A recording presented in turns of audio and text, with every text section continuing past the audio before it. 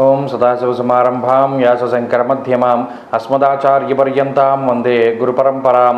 జ్యోతిషశాస్త్రాన్ని భావితరాల వారికి ప్రసాదించిన ఋషుల యొక్క పాదపద్మాలకి నమస్కారం చేసుకుంటూ, అలాగే నాకు ఈ జ్యోతిష విద్యను నేర్పిన గురువర్యులు జ్యోతిష బ్రహ్మ కీర్తిశేషులు శ్రీ ఈరంకి సూర్యనారాయణమూర్తి గారు, సూర్యశ్రీ దైవజ్ఞ గారి యొక్క పాదపద్మాలకి నమస్కారం చేసుకుంటూ, ఓం శ్రీ మహాగణాధిపతే నమః, శ్రీ గురుభ్యో నమః, హరి ఓం.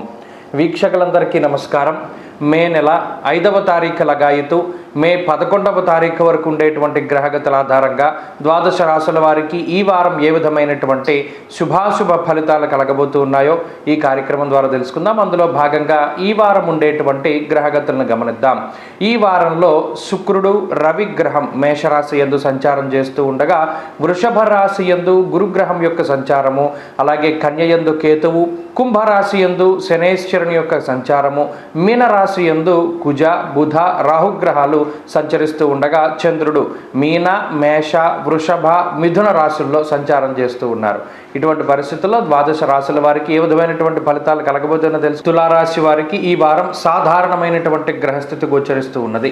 ప్రత్యేకించి ఈ రాశి వారికి షష్ఠ స్థానమందు కుజుడు, షష్ఠ స్థానమందు రాహువు, బుధ గ్రహాలు చాలా యోగ్యమైనటువంటి ఫలితాలను ఇస్తూ ఉండగా, ఈ వారంలో ఉండేటువంటి చంద్రబలంతో కలుపుకొని 4 గ్రహాల తాలూకు శుభ ఫలితాలు ఈ రాశి వారికి రానున్నాయి. ప్రత్యేకించి పంచమ స్థానమందు శనేశ్వరుని యొక్క స్థితిగతులను పరిశీలనం చేస్తే కొంత బద్ధకం అధికంగా ఉండడం, అలాగే నరాలకి సంబంధించినటువంటి ఏదో ఒక సమస్య, అది పెద్దది కాకపోయినప్పటికీ ఏదో చిన్నపాటి సమస్య అయినా సరే ఇబ్బంది పెడుతూ ఉండేటువంటి పరిస్థితులు, అలాగే వెన్నుపాముకి సంబంధించినటువంటి సమస్యలు కొంత ఇబ్బంది పెడుతూ ఉంటాయి. ఇలా చిన్నపాటి అనారోగ్య సమస్యలే, కానీ దినచర్యలో వాటి వల్ల ఎక్కువ మార్పులు వస్తూ ఉంటాయి. అనగా ప్రణాళికాబద్ధమైనటువంటి జీవనాన్ని గడపలేకపోతారు. పలానా రోజు పలానా సమయానికి ఈ పని చేద్దాం అని సంకల్పం చేసుకున్నటువంటి తులారాశి వారికి ఆ పని ఆ సమయానికి జరగదు. అది వేరే రోజుకి మారిపోవడమో, లేదా పోస్ట్ పోన్ అవ్వడమో, లేదా క్యాన్సిల్ అవ్వడమో, ఇటువంటివి ఎక్కువ జరుగుతూ ఉంటాయి.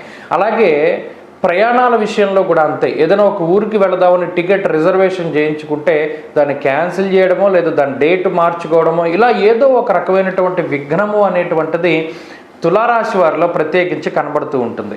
అయితే షష్ఠ స్థానమందు రాహు బుధ కుజగ్రహాలు మాత్రం ఎప్పటికప్పుడు ఏ చిన్నపాటి అనారోగ్య సమస్య వచ్చినా, ఎండదెబ్బ తగిలినా, లేదా మరి ముళ్ళు గుచ్చుకున్నా, లేదా ఏ ఇతరత్ర ఆరోగ్యపరమైనటువంటి ఇబ్బందులు ఏర్పడ్డా త్వరితగతిన వాటి నుండి బయటపడడానికి ఎక్కువ అవకాశాన్ని కల్పిస్తారు.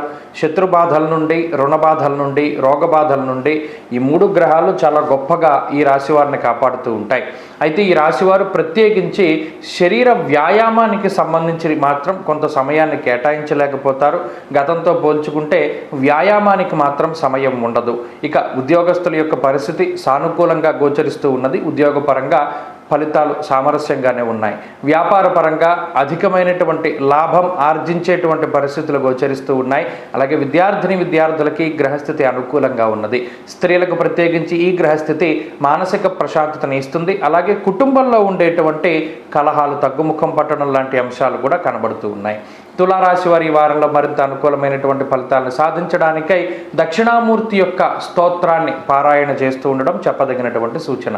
ఈ వారంలో కలిసి వచ్చేటువంటి రోజు ఆదివారంగా చెప్పవచ్చును. అదృష్ట సంఖ్య 9, అదృష్ట వర్ణము లేత ఎరుపు రంగు. తదుపరి వృశ్చిక రాశి.